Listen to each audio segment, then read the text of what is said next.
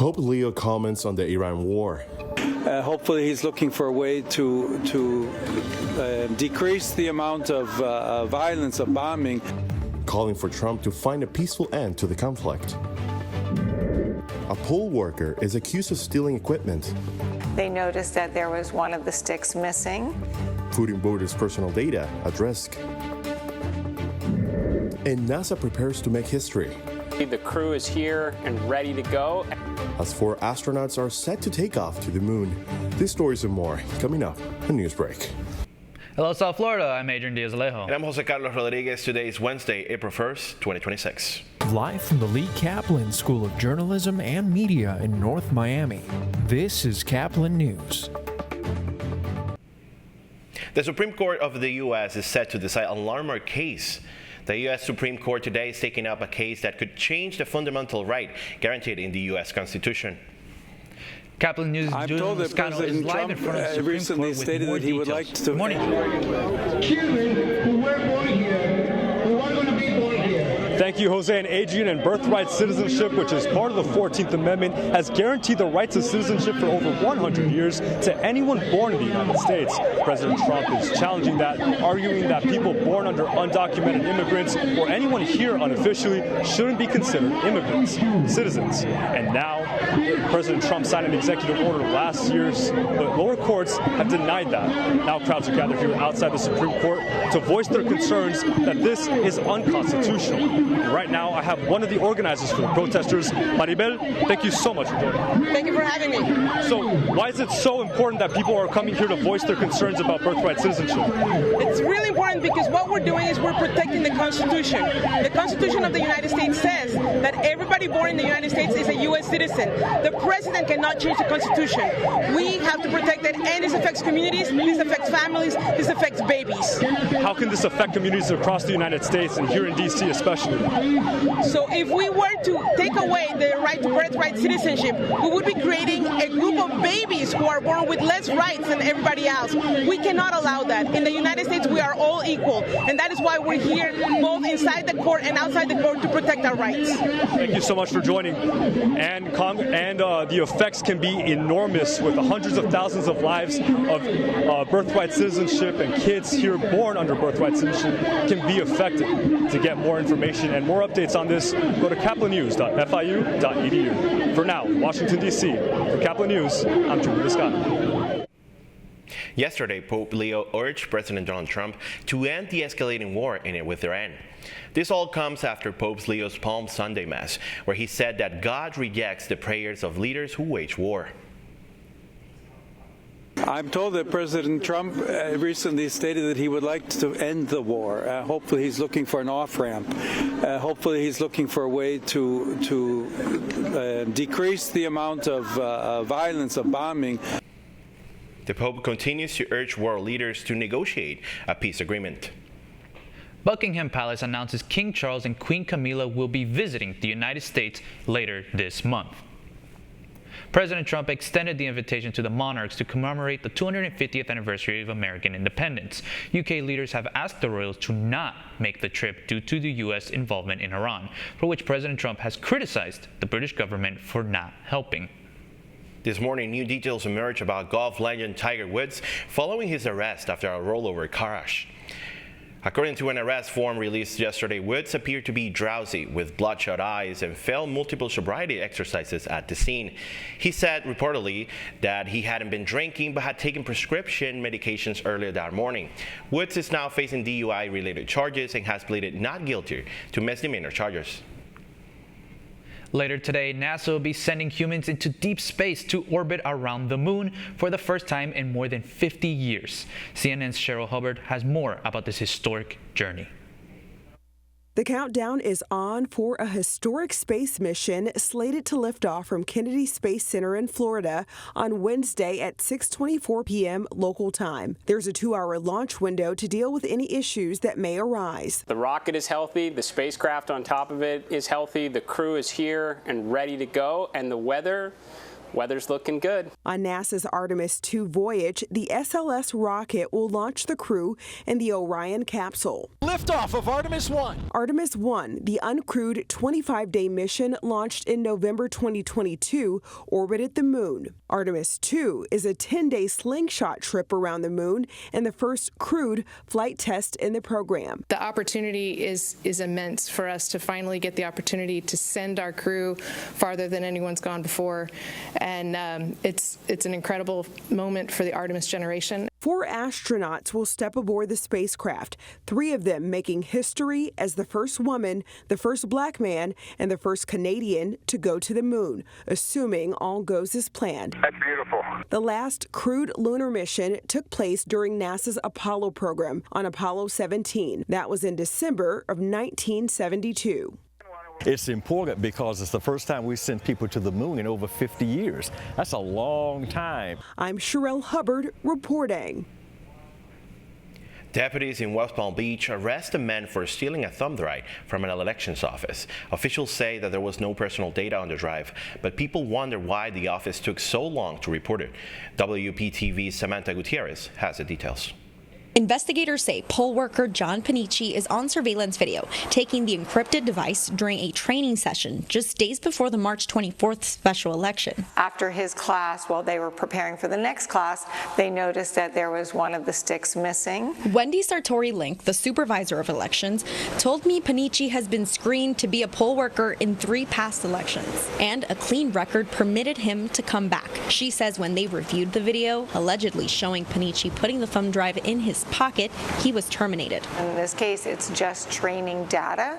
So it is fake names, fake addresses, fake numbers, just for purposes of giving different scenarios to poll workers. The incident happened March 19th, but the Palm Beach County Sheriff's Office says it wasn't reported until 8 days later on March 27th. I asked the supervisor of elections why she waited more than a week to report the theft. It's an inexpensive thumb drive, and it had only training data on it. So there wasn't an immediate threat to election security. And if somebody did try to unencrypt something or try to learn something from that, we thought it was important to alert PBSO. The arrest report explains there were concerns that if the device was to be reverse engineered or tampered with, it could be utilized with malicious intent. So in this case, we think it was specifically used to lock the database down, which again, we would need other keys to do more things with the system, and it sounds like the key was used just for that database. There's a different key used for the actual voting database. I spoke with Alan Krowitz, a cybersecurity expert, who says even with the encrypted key, there are still layered defenses to protect against people stealing sensitive information. A voting machine isn't like your home computer. You know, it runs a different operating system, a different setup. You'd have to be very, very knowledgeable to get certain kinds of keys. The supervisor of elections insists the special election was not impacted. Election results are on a standalone server. They are not on the internet. So people who were concerned that this somehow affected the March 24th election, it did not in any way. In West Palm Beach, Samantha Gutierrez, WPTV News. And just when the goods started to seem to fade, the Marlins were able to bounce back to another win. Well, it might be this year for the Marlins, Adrian, and that's still ahead, and so is the story. Freedom. The freedom to just get on here and just go. It's just me, my helmet, the music, the bike, just one. These women are creating a community in a male-dominated area. Newsbreak will be back in 2 minutes.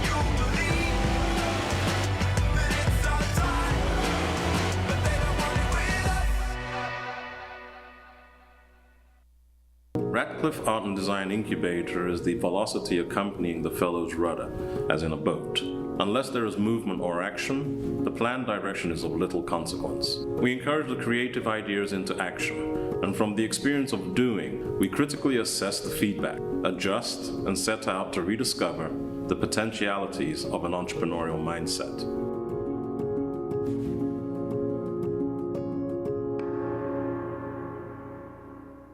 Stem is precise, no margin for error.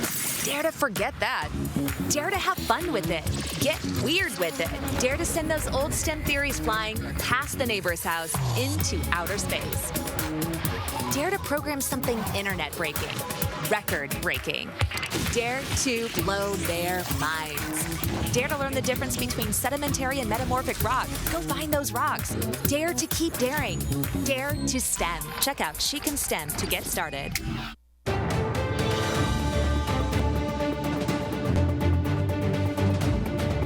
They are breaking the speedometer and stereotypes.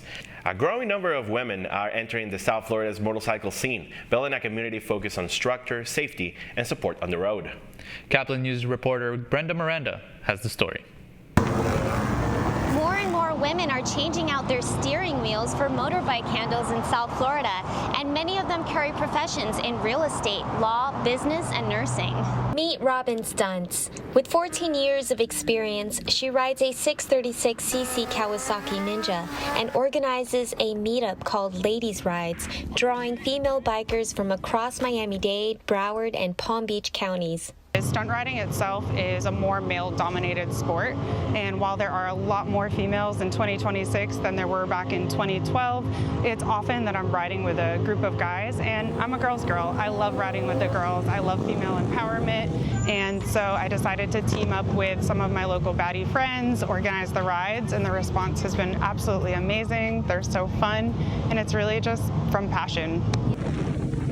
After a safety briefing, these women are expected to know specific hand signals and to ride their own ride, which means don't go over speeds or on routes you're not comfortable with, and stay in staggered formation. Compared to mixed rides, which are predominantly men, lady riders say they feel safer. Without this routine structure, rides can quickly become more dangerous. Us women, we definitely are. We try to stay very organized. We try to stay very put together, connected with each other. I personally feel the safest when I ride with the girls. Yami Orta, who rides a 689cc Yamaha, says riding gives them something they can't find anywhere else.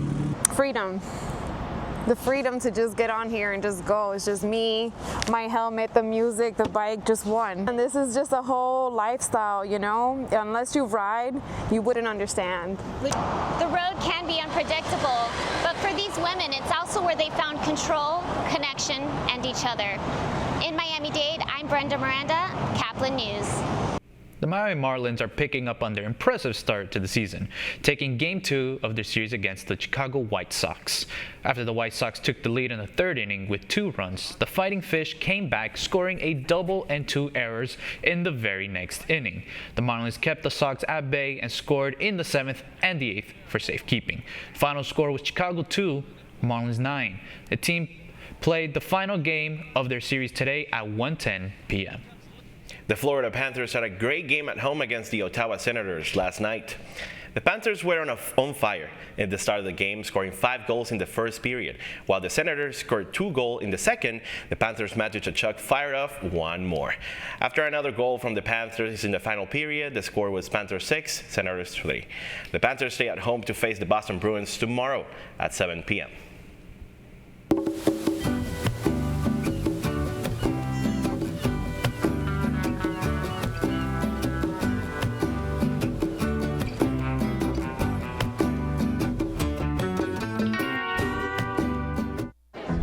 Black truck. Hey, Christina from accounting. Yeah, hi. Hey, I used to date a girl named Christina. Oh, really? Yeah, and then she dumped me for my best friend. You want to see some photos of them that I took? I don't. I thought we talked about this, buddy. Buzzed and overshared again? Yeah. Yeah. I'm gonna call a car. That's a smart idea. So yeah, I know, that's why I did it. Hey, you're gonna get back to the top of the mountain. Does that mean I'm going to get back with Christina? No. Oh. No.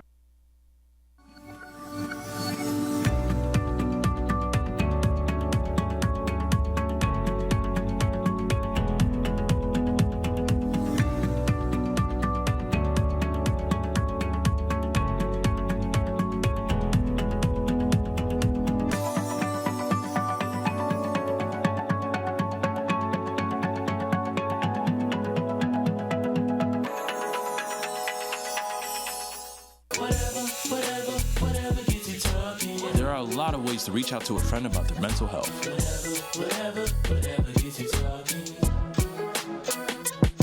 Learn how you can help at seizetheawkward.org. Bill is a family man. He invests his money wisely and provides a good life for his children.